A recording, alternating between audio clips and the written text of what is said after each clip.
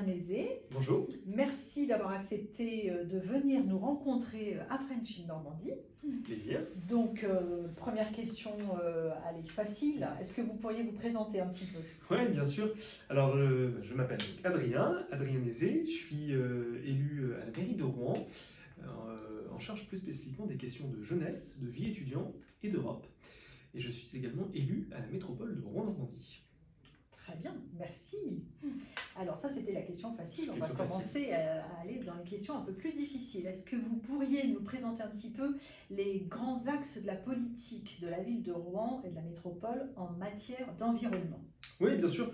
Alors, ce sujet-là, c'est un sujet évidemment qui est majeur, transversal, puisque du coup, il invite finalement à revoir aussi nos façons de concevoir nos politiques publiques. Parce que évidemment, l'urgence climatique, l'urgence environnementale, elle est là. Et donc, en tant que collectivité, et si je prends un exemple de la ville, on conduit des politiques publiques dans lesquelles du coup, on se réinterroge aussi sur nos pratiques à travers ce prisme-là. Peut-être sans rentrer, je ne pense pas que ce soit l'objet de rentrer dans le détail absolu, mais il y a quand même un aspect très phare sur nos politiques environnementales à Rouen, c'est le plan qu'on appelle Rouen naturellement, qui est un plan dit de renaturation. Alors qu'est-ce que c'est la renaturation? C'est de remettre de la nature au cœur de la ville. Et donc ça, c'est vraiment l'axe très fort, très structurant aussi sur notre action environnementale, puisque ça nous réinterroge à la fois sur nos pratiques, mais aussi ça permet, encore une fois, de changer le cadre de vie. Ce plan, il est basé globalement sur 3 piliers. D'abord des actions d'urgence, et quand je parlais de remettre de la nature en ville, ça veut dire très simplement en fait de déminéraliser un certain nombre d'espaces publics pour finalement remettre de l'espace vert. Ça se voit déjà, d'ores et déjà, on peut le voir, il y a un certain nombre de rues où les trottoirs ont été transformés aussi, où on a mis... on a remis de la terre finalement. Oui, dans la rue, là, je peux voir certaines maisons qui ont un petit carré. Effectivement, donc ça peut être une initiative, c'est ce qu'on appelle fil vert, une initiative des particuliers qui peuvent demander à ce qu'on décaisse effectivement une petite bande devant chez eux.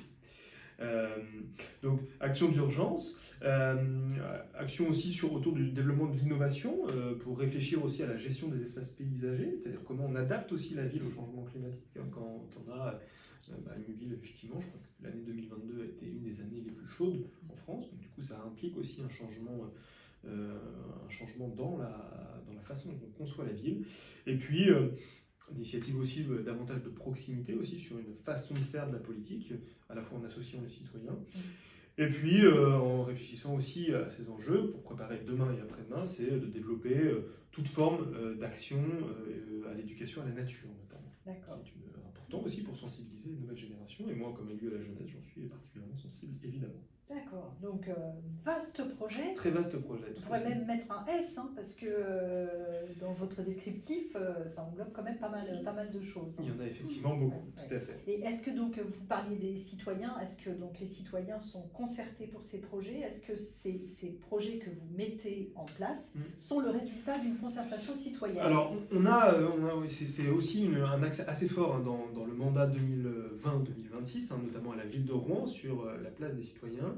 On a eu, jusqu'à très récemment, la Convention citoyenne de Rouen. Convention citoyenne de Rouen, c'était 55 élus tirés au sort, représentatifs de l'ensemble de la population rouennaise, qui ont planché pendant 3 week-ends de suite, c'était au début de l'année précisément, sur des enjeux d'adaptation justement de la ville au changement climatique, et plus largement au risque, aussi au risque industriel d'ailleurs, et donc qui ont mis en lumière un certain nombre de mesures qu'on s'est engagé, et que c'est ce qu'on a fait d'ailleurs, que le conseil municipal s'est engagé à examiner et à pouvoir positionner dans un plan d'action. Et pour contrôler la mise en œuvre de ces différentes actions, il y a une assemblée citoyenne qui maintenant a été mise en place, il n'y a pas très longtemps, à l'automne, composée de 55 membres, qui est l'exact reflet, si je puis dire, de la composition du conseil municipal. Nous sommes 55 élus à Rouen, et donc qui a la charge notamment de s'assurer de la bonne mise en œuvre des actions qui ont été identifiées par la Convention citoyenne. Donc sur cette partie de démocratie, ce qu'on appelle la démocratie participative, mais en tout cas on renforce aussi nos liens, et Rouen se veut un territoire modèle sur ce sujet. D'accord. Alors, on parle des citoyens, la transition est parfaite. nos plus jeunes, nos enfants, je ne vais pas dire nos petits-enfants, pas encore, mais sont aussi acteurs de ce changement. Quelles sont les actions que vous menez, par exemple, et si actions que vous menez dans les écoles et dans les programmes, on peut dire, scolaires? Tout à fait. Alors après, en termes, peut-être un petit point en termes de compétences, la ville de Rouen, notamment, a la charge du bâti dans les écoles. C'est-à-dire que c'est elle qui est propriétaire des murs des écoles. Sur le contenu pédagogique, ça relève de l'éducation nationale. Néanmoins, nous, on accompagne un certain nombre d'actions. J'ai évoqué tout à l'heure l'éducation à la nature. Forcément, à travers les politiques publiques qu'on peut conduire, on y contribue. Notamment à travers une politique publique qui est particulièrement emblématique. J'ai évoqué le fait de déminéraliser, mais ça se traduit notamment dans nos cours d'école, puisque du coup, on a entamé une végétalisation des cours d'école. Vous savez que dans notre souvenir un peu et notre imaginaire collectif, la cour d'école, c'est un grand espace bitumé finalement, et qui est d'ailleurs, par ailleurs, renvoie plein de questions de fond, notamment sur la question de l'égalité femmes-hommes, puisque effectivement, on a parfois des pratiques qui sont genrées. Exemple des jeunes garçons qui prennent la majorité de l'espace pour jouer au foot, ça pose des questions. Donc, du coup, à travers nous, ce sujet de la végétalisation des cours d'école, aussi, on réinterroge un peu ces pratiques et on permet effectivement de partager en l'espèce un espace public qui est celui-ci, mais de manière beaucoup plus harmonieuse, beaucoup plus égale finalement. Et donc, on a conduit un certain nombre de végétalisation de cours d'école dans aujourd'hui, je n'ai plus le chiffre en tête, mais un certain nombre d'écoles, on doit être autour d'une bonne quinzaine désormais, sur lesquelles finalement on a remis de la terre, remis des végétaux, voilà, il y a une appropriation. Et pour faire ça, on évoquait tout à l'heure les citoyens, pour définir en tout cas cette végétalisation des cours d'école, on a travaillé notamment aussi avec les acteurs de ces cours d'école, puisqu'on a sollicité notamment le corps enseignant, mais aussi le personnel qui intervient dans les écoles, le personnel périscolaire notamment. D'accord. Donc ça, c'est une des initiatives, peut-être une deuxième aussi, qui est assez emblématique et qui a un certain écho. Ça s'appelle Mon Resto Responsable, qui est donc, puisque, je le disais, en termes de compétences, on a le bâti et on se charge aussi de la cantine, finalement, à travers une cuisine centrale et dans laquelle on a souhaité favoriser évidemment les circuits courts, les produits frais, de façon à permettre aussi cette forme d'éducation et en faveur aussi d'une alimentation de qualité pour toutes et tous. Très bien, donc vous êtes bien engagé dans le respect et la protection de notre planète, donc ça c'est vraiment important. La ville de Rouen s'est beaucoup transformée. Moi je me rappelle que je ne suis pas originaire de Rouen, mais quand je suis arrivée, les quais de Rouen n'étaient pas vraiment très accueillants et ils ont subi une véritable transformation. Et d'ailleurs, je crois que la ville de Rouen a reçu un prix pour cet aménagement. Absolument, oui, un prix paysager donc, sur l'aménagement des quais rive gauche. Bon, il faut s'en souvenir, moi j'en garde quelques souvenirs dans les années 90, même dans les années 2000, c'était un parking, quoi, pour être très clair. Là, quand on se balade, effectivement, c'est complètement différent. Et puis, effectivement, la ville continue de se développer parce qu'on est une ville qui gagne des habitants. Le dernier recensement de l'INSEE, il y a quelques jours, confirme cette tendance, puisque du coup, entre 2014 et 2020, on a gagné les habitants.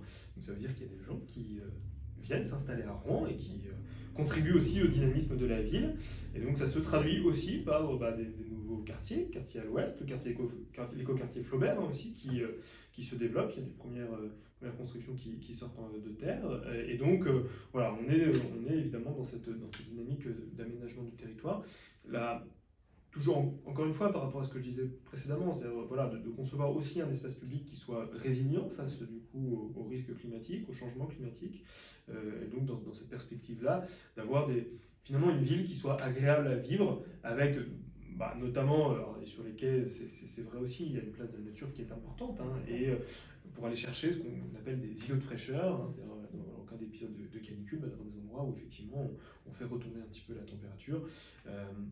Le paradoxe de Rouen, si je puis dire, et c'est ça qui est assez intéressant, c'est qu'on est une ville assez minérale, entourée de forêts. Parce que c'est vrai qu'on est très vite dans la forêt.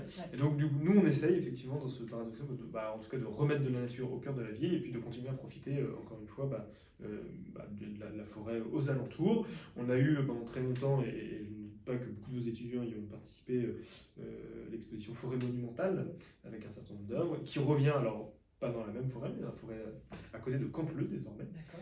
la forêt de Roumard plus précisément. Pareil, voilà, du coup, pour favoriser ce lien entre nature et ville, qui fait partie aussi de nos enjeux. Très bien. Donc une très belle transformation et qui est vraiment très sympathique pour nos étudiants l'apprécient aussi, puisque c'est vrai qu'ils nous disent que c'est une belle ville à taille humaine et bien aménagée. Et on a beaucoup d'étudiants justement qui utilisent donc qui n'utilisent pas la voiture, mais qui utilisent par exemple le vélo, et ils sont très contents de pouvoir profiter des aménagements qui sont faits.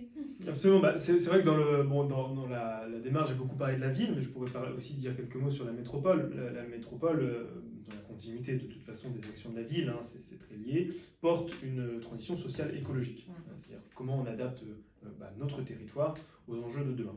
Parmi ces enjeux de transition, c'est évidemment la question des mobilités, qui représente en tout cas en matière d'investissement une part importante pour la métropole. Je crois que cette année, de mémoire, le budget qu'on met sur la table, c'est près de 137 millions d'euros pour développer des alternatives à l'utilisation de la voiture individuelle. C'est vraiment la philosophie, de façon effectivement à réduire les émissions de fait, et puis à avoir aussi une approche de la mobilité beaucoup plus soutenable. Donc, transport en commun, depuis septembre dernier, l'offre a été étendue de plus 10%. On a gelé les tarifs. Les transports en commun sont gratuits le samedi à Rouen, et ça aussi c'est appréciable. On développe aussi beaucoup le covoiturage, c'est-à-dire qu'il y a des lignes de covoiturage qui sont mises en place, qui sont sponsorisées, financées par la métropole. Et puis vous avez évoqué aussi la question des vélos, la mise en place d'un service public de location de longue durée de vélos, l'O-Vélo précisément, donc qui marche très bien. Je crois qu'on a plus de 1100 demandes, je crois. Donc voilà, c'est quelque chose et on voit affleurer un peu partout dans la ville des vélos roses, qu'on remarque bien, mais qui du coup répond aussi à une pratique de mobilité qui est intéressante. Donc ça, c'est une priorité aussi assez forte dans cette transition qu'on appelle de nos voeux, c'est-à-dire voilà, comment on fait évoluer nos modes de vie, notamment nos modes de déplacement, de manière beaucoup plus soutenable. Eh bien, je vous remercie beaucoup merci à vous. pour avoir développé tous ces points avec nous, et puis à bientôt pour d'autres projets. Avec plaisir. Merci.